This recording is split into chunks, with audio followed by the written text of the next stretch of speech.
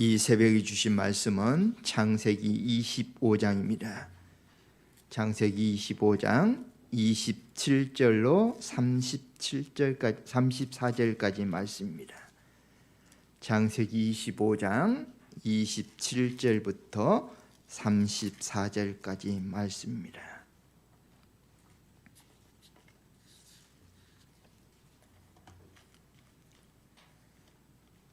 창세기 25장 27절부터 34절까지 말씀입니다. 한 목소리로 읽겠습니다. 그 아이들이 장성함에 에서는 익숙한 사냥꾼이었으므로 들사람이 되고 야곱은 조용한 사람이었으므로 장막에 거주하니 이삭은 에서가 사냥한 고기를 좋아하므로 그를 사랑하고 리브가는 야곱을 사랑하였더라. 야곱이 죽을 수 없는데 에서가 들에서 돌아와서 심히 피곤하여 야곱이 이르되 내가 피곤하니 그 붉은 것을 내가 먹게 하라. 그러므로 에서의 별명은 에돔이더라. 야곱이 이르되 형의 장자의 명분을 오늘 내게 팔라. 에서가 이르되 내가 죽게 되었으니 이 장자의 명분이 내게 무엇이 유익하리요? 야곱이 이르되 오늘 내게 맹세하라. 에서가 명세하고 장자의 명분을 야곱에 반지라. 야곱이 떡과 팥죽을 에서에게 주매 에서가 먹으며 마시고 일어나 갔으니 에서가 장자의 명분을 가볍게 여김이었더라. 아멘. 야곱 참 좋아하죠. 그래서 이 한 주간 동안 야곱의 삶에 대해서 한번 살펴볼까 합니다. 그래서 야곱의 태어남, 야곱이 출생에 대해서 우리가 살펴볼 수 있습니다. 그에 앞서서 우리가 25장 1절, 2절 한번 보면 아브라함이 후처를 맞이하였으니 그의 이름은 그두라라. 여러분, 아브라함이 137세 때 사라가 죽었어요.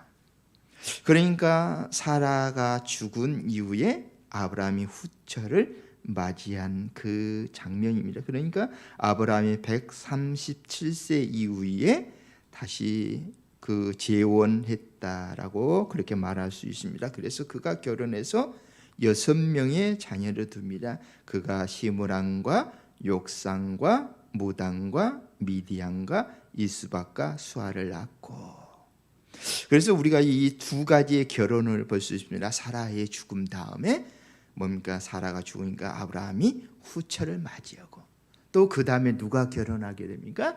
그의 아들 이삭이 결혼하게 됩니다. 그래서 이삭이 결혼할 나이는 40살이라고 우리가 잘 알고 있습니다. 그러니까 아브라함은 아마도 사라가 죽은 지가 137세 이후에 결혼했고, 이삭은 아브라함의 140세에 결혼한 것을 보게 됩니다. 여러분, 이 두 사람이 결혼한 그 모습은 뭐예요? 누구로 말미암아? 사라가 죽으니까 이삭이 결혼이야. 사라 죽음 위에 누구는 결혼함으로 해서 위로를 얻었더라, 그런 말이 있었습니다. 그런데 여기서 볼 수 있는 건 그거예요. 하나님께서는 아브라함이 결혼했잖아요. 그 전까지는 아브라함이 사라와 결혼을 했을 때에 오직 누구만 줬어요? 100살 때 이삭만 줬어요. 그 다음에 또 그 과정에서 누구를? 하갈로 말하면 이스마엘을 얻었단 말이에요. 그런데 하나님께서는 누구를? 아브라함을 통해서 열국의 아비, 결국은 믿음의 자녀들을 말할 수 있지만, 또 하나님께서는 죽을 몸과 같은 누구를 통해서? 아브라함을 통해서 6명의 자녀를 두셨다는 사실이에요. 또 그러면서 우리가 살펴볼 수 있는 건 그거예요. 이삭이 결혼을 했잖아요. 근데 몇 년 동안 자녀가 없었어요? 20년 동안. 20년 동안. 우리가 인간적으로 생각해 보면 그거예요. 두 사람이 결혼했다 했잖아요. 사라가 죽은 후에 누가? 아브라함이 후처 그두라를 맞이했더라. 그리고 이삭은 누구를? 리브가를 맞이해서 결혼했어요. 그러니까 이 두 사람, 이 가정이 또 새로 이제 만들어졌다고 우리가 생각해 봅시다. 그런데 누구 집에만 자녀의 축복을 줬어요? 누구에게만? 아브라함에게만. 그렇죠? 우리가 성경에서 보면 누구는? 아브라함은 죽은 자와 같은 사람이었다 그랬어요. 내가 죽은 자와 같은 사람인데 내 몸에서 어떻게 이삭을 주신다 했을 때에 자녀가 태어날 수 있으리요 하면서 웃었잖아요. 그런데 하나님께서는 무엇으로 말미암아? 은혜로 말미암아 137살이 이후에도 아브라함에게 6명의 자녀를 주셨다라는 거. 그러면서 우리가 그 가정을 한번 살펴볼 수 있어요. 어떤 거예요? 늙은 아버지는 후처를 얻어서 몇 명의 자녀를 주셔? 6명의 자녀를 얻어. 근데 젊은 이삭의 가정에는 자녀가 있어요, 없어요? 없어요. 우리가 보면 이것이 아이러니처럼 보이잖아요. 그렇죠? 이것이 아이러니처럼. 젊은 사람에게 자녀가 생기는 게 정상적인 거잖아요. 젊은 이삭에게 자녀가 생겨서 그 가정에 기쁨을 주는 게 정상적인 과정이에요. 그런데 하나님께서는 그렇지 않고 누구에게 주셨다? 아브라함에게 자녀 6명을 주고 그 20년 동안 자녀를 주시지 않다. 그러면서 제가 생각해 봤어요. 아마 6명을 낳았으니까 2년에 한 명씩 낳았다 해도 몇 년이 걸렸어요? 12년. 그래서 2, 3년이 걸리고 하면 갖다 15년 정도 6명의 자녀를 두었을 것이다. 우리가 상식선에서 생각해 보면 그럴 수 있어요. 그 동안 누구에게는 없었더라? 이삭의 가정에는 자녀가 없었더라. 그러면서 이삭의 가정이 무엇을 했을까? 아마도 아버지에게서 태어난 자녀들을 돌보지 않았을까? 그래서 이제 누구에게 가정에서 아브라함의 가정에서 자녀가 끊기니까 누가 기도하더라? 이삭이 하나님께 기도하더라. 그러니까 기도하니까 하나님께서 누구의 기도를 들으시고 이삭의 기도를 들으시고 그 가정에 여러분 자녀의 축복을 주셨다는 것입니다. 그래서 성경에서 보면은 하나님의 사람들은 불임을 통해서 그리고 기도를 통해서 태어난 그런 모습을 우리가 많은 것을 볼 수 있죠. 여러분 지금도 마찬가지예요. 자녀가 없으면 그 가정이 참 고통스럽습니다. 그래서 이런 방법 저런 방법을 통해서 자녀를 얻기를 원하잖아요. 근데 잘 안 했을 때에 늘 마음에 짐 같은 거 있어요. 근데 구약 시대는 자녀가 없으면요 저주받은 사람처럼 생각해서 저 집은 뭐해서 하나님에게서 저주받아서 자녀를 안 주신 거야. 하나님이 안 주신 거야. 그러니까 많은 사람들의 입방아에 오를 수 있어요. 자녀가 없다는 건 저 집의 저주는. 그래서 자녀가 많다는 건 뭐예요? 하나님의 축복이에요. 축복의 상징이 자녀였단 말이에요. 그러니까 니브가도 이 고통스러움이 있었겠죠. 그래서 하나님께 기도했어요. 그래서 성경에서 보면 이 불임으로 인해서 고통당하는 많은 사람 나오죠. 신약에서 보면 대표적인 세례 요한이잖아요. 세례 요한. 정말 늙을 때까지 그 엘리사벳에게 자녀가 없었잖아요. 사가의 가정에 자녀가 없었잖아요. 그랬을 때 하나님께서는 그 가정에 기도를 들으시고 자녀를 주시는 것을 볼 수 있습니다. 또 대표적인 게 한나잖아요. 한나에게 엘가나와 같이 또 기도했을 때 자녀를 주신 모습. 삼손도 마찬가지예요. 근데 여기서 보여주는 건 뭐예요? 그러한 자녀가 없는 가정이 뭐 했을 때게? 기도했을 때 하나님께서 그 가정의 태문을 열어주시더라. 그러니까 우리도 그런 마찬가지인 것 같아요. 여러분 정말 하나님께서 자녀들이 결혼했을 때 자녀를 막 낳으면 좋은데 그렇지 못한 가정들이 요즘 참 많아요. 그것은 뭐 해라는 거냐? 하나님께 기도해라라는 그런 모습으로 우리는 볼 수 있습니다. 여러분 그렇게 기도했을 때에 하나님께서 누구를 주시고 자녀를 주시고 그 자녀들을 통해 하나님을 일을 해 나가는 것을 볼 수 있습니다. 이제는 하나님께 누구에게 기도했으니까 니브가에게 자녀를 주셨잖아요. 근데 그 자녀가 어떤 자녀예요? 쌍태를 주셨어요. 여러분 자녀 임신한 여인들 참 힘들어하죠. 입덧을 하면은 정말 몇 주간 음식을 먹지 못하는 것을 우리는 보게 됩니다. 그래서 뭐예요? 수액을 맞기도 하고 여러 가지 많은 거잖아요. 그래서 그걸 겨우겨우 견디잖아요. 입덧을 견디잖아요. 그만큼 힘들어요.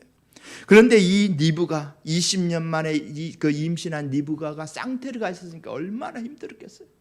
근데 그것도 힘든데 그 배 안에서 뭐가 두 녀석들이 발로 차고 막 태동한다 하잖아요. 힘들게 너무나 힘드니까 누구에게 가는 거예요? 하나님 앞에 가서 물어보는 거예요. 하나님 이 자녀들이 왜 이렇게 나를 힘들게 합니까? 그래서 하나님께 뭐라 그래요? 거기서 두 국민이 네 태중에 있구나. 두 민족이 네 복중에서 나누니 이 족속이 적속과 강했고 큰 자가 어린 자를 섬기리라. 이 신탁의 말씀이죠. 어떤 자가 섬긴다는? 큰 자가 어린 자를 섬기리라. 누구에게 주셨어요? 니브가에게. 그래서 이 말씀이 굉장히 중요한 건 뭐냐? 이 니브가는 이 말씀을 가지고 살았다는 거예요. 하나님이 주신 비전을 가지고 살았다는 거예요. 그러니까 이 니브가의 마음속에는 오직 누구와 마음이 돼? 하나님께서 선택한 야곱이 마음이 있었다라는 사실은 늘 이 야곱이야말로 하나님께서 큰 자로 세우실 거야 라는 것을 우리 이 니브가의 마음속에 있었다라는 사실입니다. 그러면서 이제 쌍태가 나죠. 낳았을 때 먼저 누가 태어난 거예요? 예서가 태어난 것을 보니까 그 몸에 이 성경적인 표현에 의하면 온몸이 털이 폭소폭소하게 나는 거예요. 그게 인간적으로 어렵죠. 근데 하나님께서 보면 이 예서는 털이 복숭아처럼 나고 그리고 뭐가 하는 거예요? 그리고 얼굴이 붉은 모든 몸이 붉어. 그래서 에돔이라 했어요. 그리고 또 보니까 뭐예요? 태어나면 또 작은 애가 큰 그 먼저 태어난 그 아이의 발목을 잡고 태어난 거예요. 그 아이의 이름은 뭐라 그래서 이제는 야곱이라 했습니다. 그래서 이제는 쌍태가 태어나서 첫째 아이를 예서라고 둘째를 야곱이라 했습니다. 그래서 이들이 이제 자녀니까 이제 자라잖아요. 자라다 보니까 예서는 털이 뭔가 복숭아처럼 나 있는 그러니까 봉숭아 많이 나 있는 그 자녀잖아요. 그런데 이 남자처럼 생기는 예서가 자라면서 무엇에 익숙해하는 거예요? 사냥하는 것에 익숙하는 거예요. 그러니까 사냥하는 기술이 탁월한 게 누구예요? 예서예요. 탁월한 거. 그러니까 사냥하는 기술이 탁월한 예서고 또 반면에 둘째 아들은 어디에만 있는 거예요? 자꾸 조용히 해서 어머니 주위만 맴는 거예요. 어머니 주위만.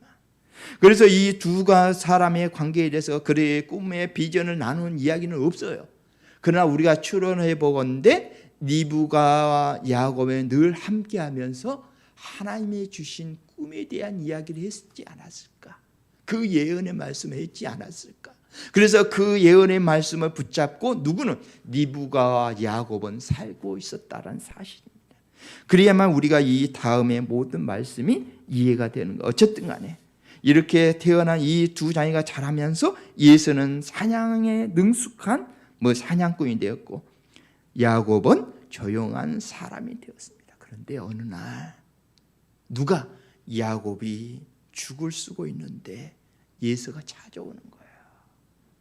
지금도 마찬가지예요. 우리는 지금은 교통편을 당일치기 사냥을 하잖아요. 근데 옛날에는 우리가 사냥하는 사람들 보잖아요. 우리가 아프리카나 아마존이나 사냥으로 당일치 사냥꾼이 없어요. 그러니까 사냥 갔다 하면은 어떤 때는 며칠 걸려서 사냥 갔다 온대요. 우리가 옛날 사극 보면 그잖아요. 왕이 신하들 데리고 며칠 동안 사냥하는 곳으로 우리가 볼 수 있잖아요. 마찬가지였던 것 같아요. 그랬으니까 예서가 사냥하러 갔어요. 그러니까 며칠 동안 사냥하고 수백 킬로를 달렸을 것 같아요. 수백 킬로 사냥. 근데 그날따라 뭐가 없었어요? 사냥을 못했단 말이야. 집에 돌아와 보니까 야곱이 무엇을 죽을 쓰고 있는데 너무나 맛있게 보이는 거예요. 그러니까 야곱은 어떻겠습니까? 자기 몸은 너무나 피곤하니까 그 죽을 보고 싶은 거예요. 그래서 30절을 보면 야곱에게 이르되 내가 피곤하니 그 붉은 것을 내가 먹게 하라 한지라. 그러므로 예서의 별명은 에돔이었더라.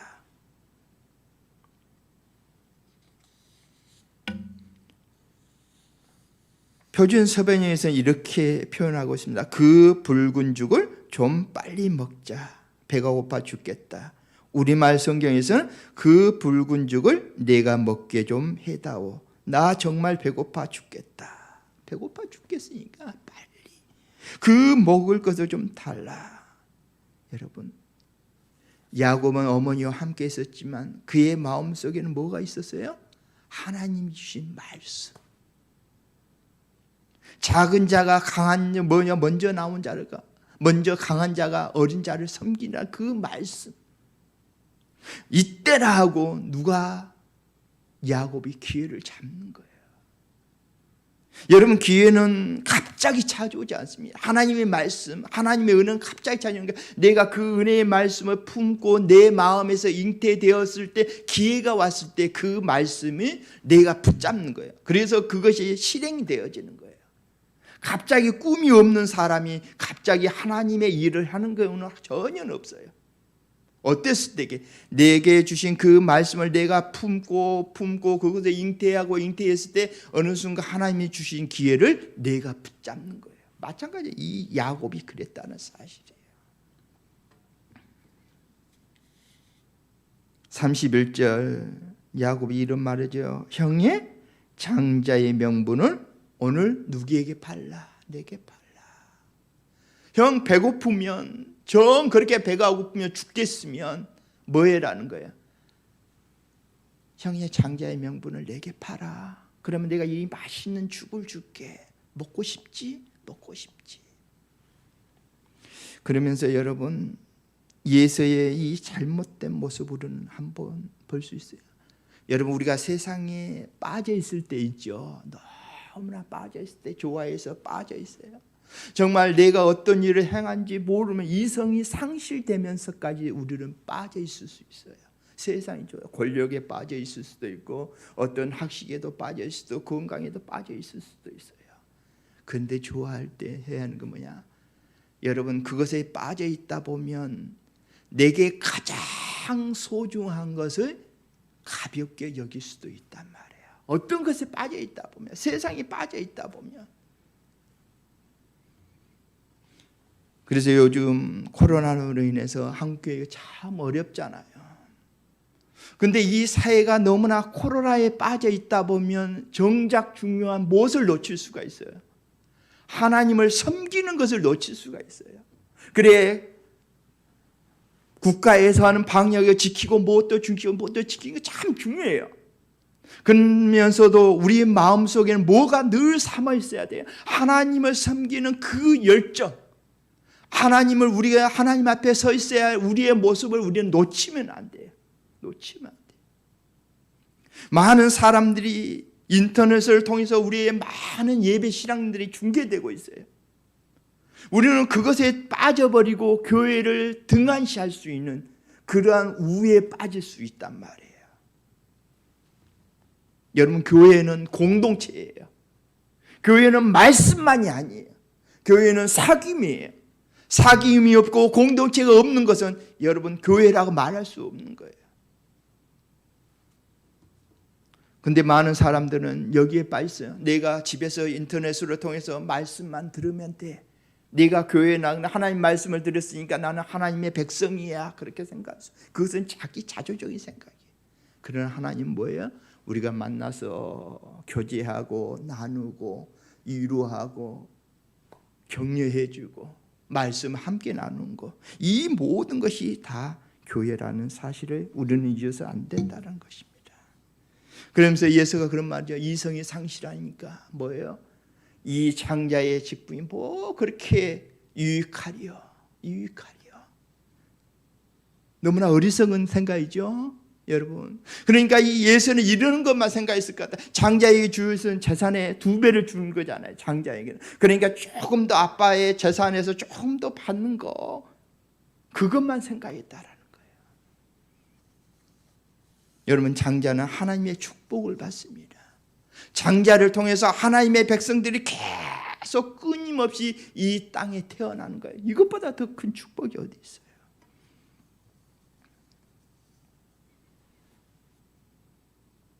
그러면서 오늘 여러분 34절에 보면 야곱이 떡과 팥죽을 예서에게 주며 예서가 먹으며 마시고 일어나 갔으니 예서가 장자의 명분을 가볍게 여기니라.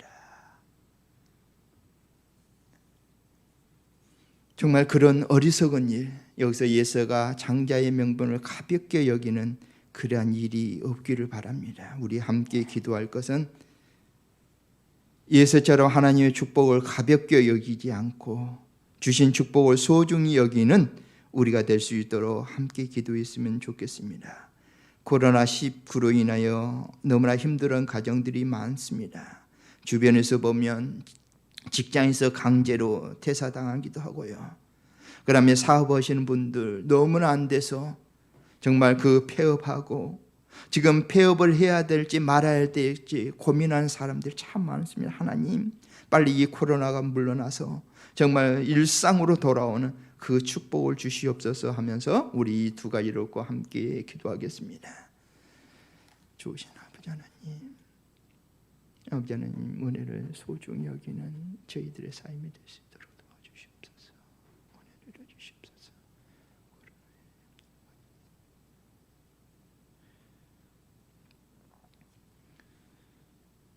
아버지 하나님, 이 어려운 시국에 저희의 마음이 단단해지기를 원합니다. 오직 하나님의 그 말씀, 정말 예배하는 공동체에 마음을 둘 수 있도록 저희의 마음 주장하여 주시옵소서. 코로나를 인하여 힘든 그러한 교우 가정들 우리 하나님 친히 찾아가 주시고 이루어져 주시고 회복의 은총을 허락하여 주시옵소서.